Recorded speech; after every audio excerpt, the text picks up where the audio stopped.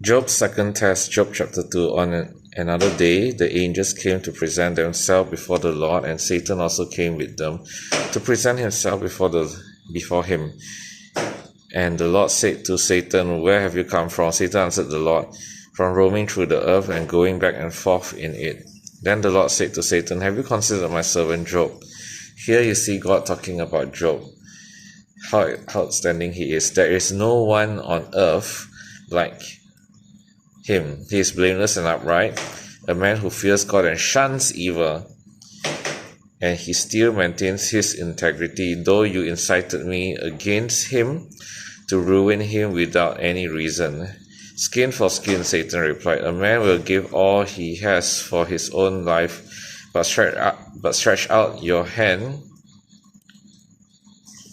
and strike his flesh and bones, and he will surely curse you to your face.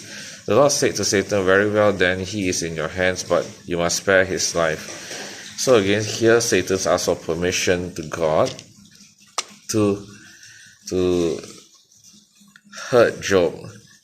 First time he asked to take away his possession. Second time is to make him ill. But God allows it, except that Satan is not allowed to take his life. So Satan went out from the presence of the Lord and afflicted Job with painful sores from the soles of his feet to the top of his head. Then Job took a piece of broken pottery and scratched himself with it as he sat among the ashes. His wife said to him, "You are still holding on to your integrity?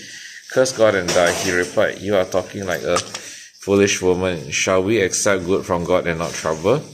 And all this Job did not sin in what he said. Job's three friends.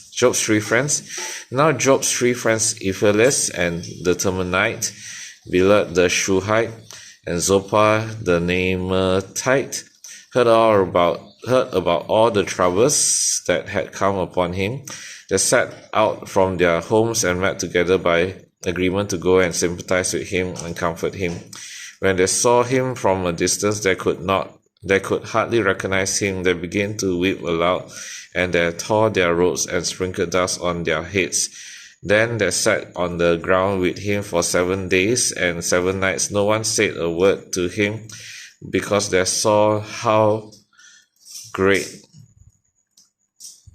his suffering was. It's the word of God.